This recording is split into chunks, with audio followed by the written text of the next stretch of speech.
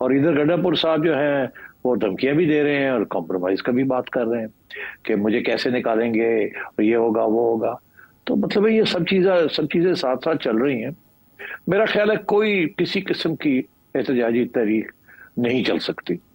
PTI बहुत कमजोर हो चुकी है और पीटीआई के अंदर बहुत सी दरारें हैं, बहुत से लीडर्स खड़े हो गए हैं और ये कोई छुपी हुई बात नहीं, हम हमेशा इसका जिक्र करते हैं, सारे ही करते हैं। तो इसलिए खान साहब का ये कहना कि जी एहतजाजी तहरीक, वो सिर्फ बेसिकली थोड़ी सी अपनी पोजीशन को स्ट्रांग करना चाह रहे हैं कि अगर हमने बातचीत भी करनी है तो फिर थोड़ा सा जरा स्ट्रांग पोजीशन से होना चाहिए कि हम तो एहतजाजी तहरीक भी चला सकते हैं।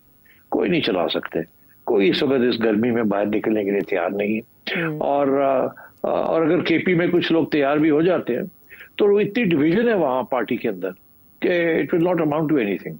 और फिर उसके लिए पैसे भी चाहिए होते हैं और अगर चीफ मिनिस्टर सपोर्ट नहीं करेगा तो कहाँ से करेंगे। सो आई डोंट थिंक एहतजाजी तहरीक की कोई चांसेस हैं कि अगर बड़े पैमाने पे लॉन्च की जाए। अगर छोटा मोटा ठुक ठुक हुआ तो नाइदर है नो देयर, वो सिर्फ शो के लिए होगा। But I don't think this is an option. बलबता शाह महमूद कुरैशी और उनके साथ जो अडियाला जेल में लोग बैठे हुए हैं उन्होंने कोई खत वत लिख दिया है सर कोट लखपत से। हाँ, ये मैं आपसे सवाल करना चाह रही थी। कोट लखपत जेल से एक खत सामने आया उन्हीं शाह महमूद कुरैशी साहब का, जो कुछ अर्सा पहले अलील होकर अस्पताल में भी रह चुके हैं, उसके बाद उन्हें दोबारा जेल मुंतकिल किया गया। तो वो ये समझते हैं कि मुज़ाकरात होने चाहिए, लेकिन उन्होंने जो मीडिया से भी गुफ्तगू की उसमें ऐसे लगता था कि वो खुद शशोपंच का शिकार है कि किससे होने चाहिए। अगर मुज़ाकरात के लिए कोई ग्रीन लाइट बानी पीटीआई दे देते हैं, वो कहते हैं मुलाकात पहले बानी पीटीआई से कराई जाए। एक तो ये कि क्या उन्हें मुलाकात की इजाजत मिलेगी, नंबर 2 कि बानी पीटीआई मुज़ाकरात की इजाजत देंगे तो किससे? देखिए, जब ये अस्पताल गए थे तो मैंने कहा था अस्पताल इसलिए लेके जाया जाता है ताकि फिर एस्टेब्लिशमेंट के साथ आराम से खुफिया तौर पे मुलाकात हो सके, बातें हो सके। और शाह महमूद कुरैशी साहब का तो पहला ही उनका तो यही ओपिनियन था कि एस्टेब्लिशमेंट के साथ लड़ाई झगड़े नहीं करने चाहिए। उनकी फैमिली और उनकी सारी तारीख यही है कि वो एस्टेब्लिशमेंट के बड़े करीब रहे और अगर कभी कभी वो गरजते हैं तो वो सिर्फ for the sake of form. Otherwise ये जो पुराने फ्यूडल लैंडलॉर्ड्स हैं और गदी नशीन है, ये लोग they are all very close to the establishment. इनको और किसी किस्म की सियासत करनी नहीं आती। अब शाह महमूद कुरैशी साहब अस्पताल में कुछ बातें करके आए हैं, आके उसका नतीजा आपने देख लिया है कि वो अब कह रहे हैं कि जी बातें हमने करनी है, नेगोशिएशंस होने चाहिए, मगर इमरान को भी साथ में उनके साथ तो कंसल्ट करना ही पड़ेगा, उनकी अप्रूवल तो लेनी पड़ेगी। गवर्नमेंट के साथ तो करना चाहिए मगर एक्चुअली तो फिर पावर्स दैट बी हैं उनके साथ तो फाइनली तो वहीं जाना है। मगर अगर वहां डायरेक्टली नहीं जा सकते तो चलो गवर्नमेंट के साथ शुरू कर। तो मतलब है गोल किस्म की बात कर रहे हैं। लुब्बे लबाब उसका ये है कि हम तैयार हैं बात करने के लिए, कोई आए साढ़े ना गल करे और हमें बताए फॉर्मूले क्या है आप लोगों के ज़हन में।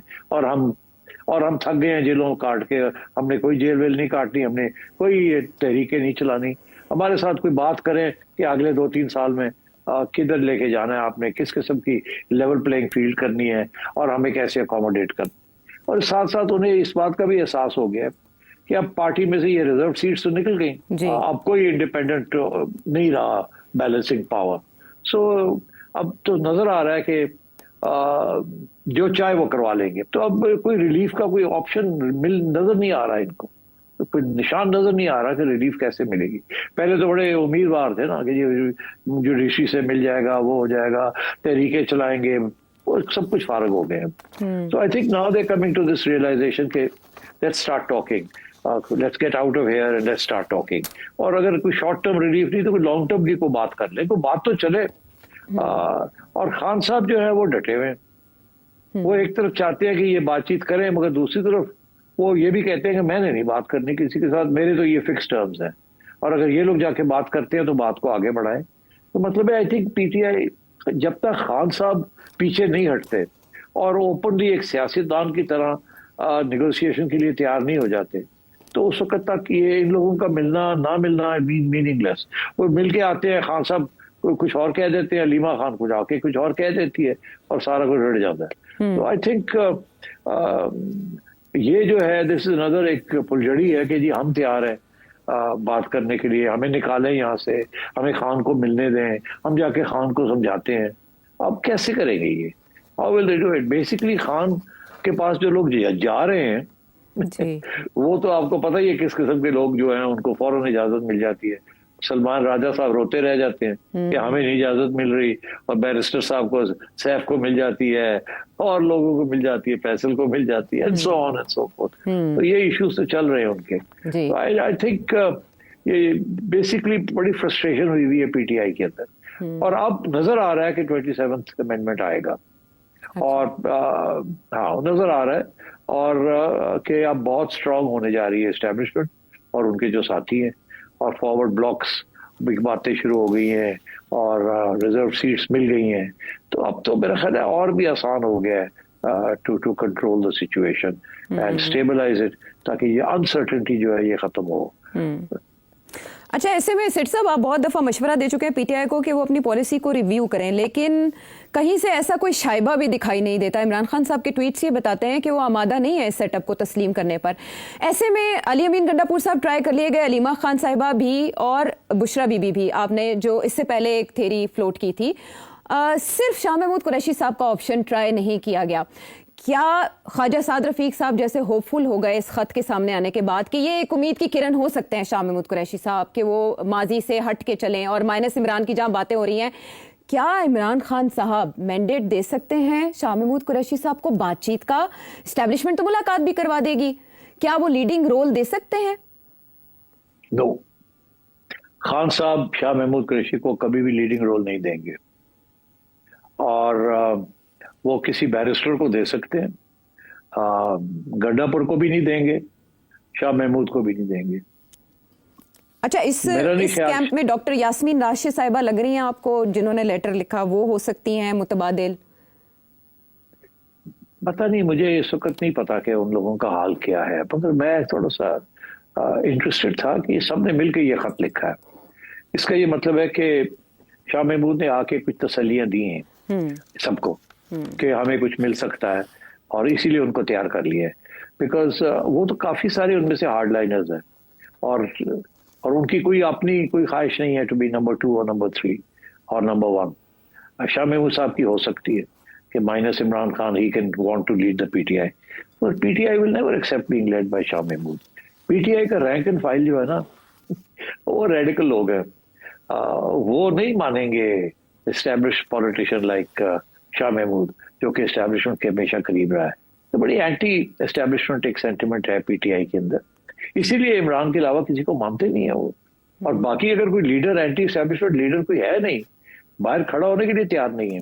सबको डर लगता है कि हमने कोई थोड़ी एंटी एस्टैब्लिशमेंट बात की तो हमें पकड़ के ले जाएंगे और फिर 5 साल अंदर बैठे रहेंगे लाइक खान साहब। So everybody is very careful. तो इसलिए आई थिंक शाम वो बात जो है ना, खान साहब पत्ते सारे अपने हाथ में रखेंगे। ये जो बातें हैं ना जी, हमें मिलने दें, हमें ये करने दें, वो करने दें, हर्ज नहीं है इनको मिलने देने का। I don't think there is any problem, but I don't think that will resolve the issue. It has to be direct establishment with Imran Khan dialogue, and it has to be in the open, and there has to be a settlement on these issues. मगर मुझे ऐसे लग रहा है कि कहीं और जा रहा है मामला। It's going beyond Imran Khan.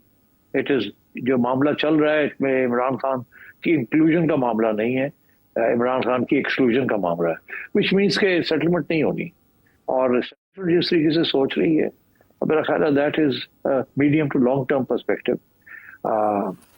पहले उन्होंने मियां नवाज शरीफ साहब को फारग किया, now they I don't think they are interested in giving an opportunity to Imran Khan. अभी तक तो सिलसिला सही चल रहा है विद शहबाज साहब, कोई तकलीफ नहीं है किसी किस्म की।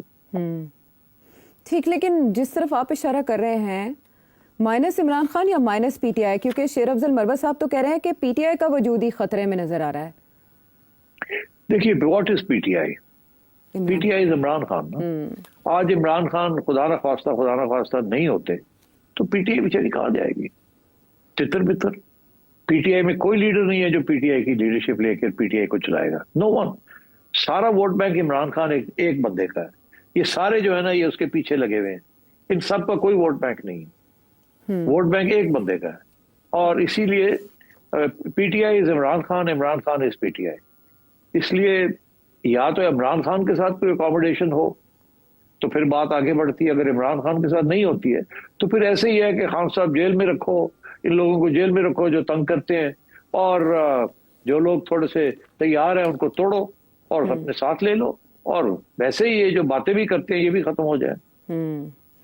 ठीक है, तो ऐसे में अलीमा खान साहिबा हमें मुज़ाहमत की सियासत पे आमादा दिखाई दे रही हैं। वो ये कह रही हैं कि अरकान असेंबली अडयाला जेल के बाहर आकर बैठ जाएं, और इमरान खान ने कहा है कि अदालतों में जाएं, असेंबलियों में करारदादें पेश करें। इमरान खान को माइनस किया जा रहा है, इस खतरे का इदराक करना चाहिए। कमिंग फ्रॉम अलीमा खान, ज़ाहिर है इसकी इंपॉर्टेंस है। और जो इनकी पार्लिमानी पार्टी का एक इजलास इस्लामाबाद में हुआ जिसमें ये चाहते थे कि तकसीम का तासुर रद्द हो जाए, वहाँ भी तनकीद की गई है कि कुछ पार्टी रहनुमाओं के बयानात, फिर अलीमा खान साहिबा के बयानात की वजह से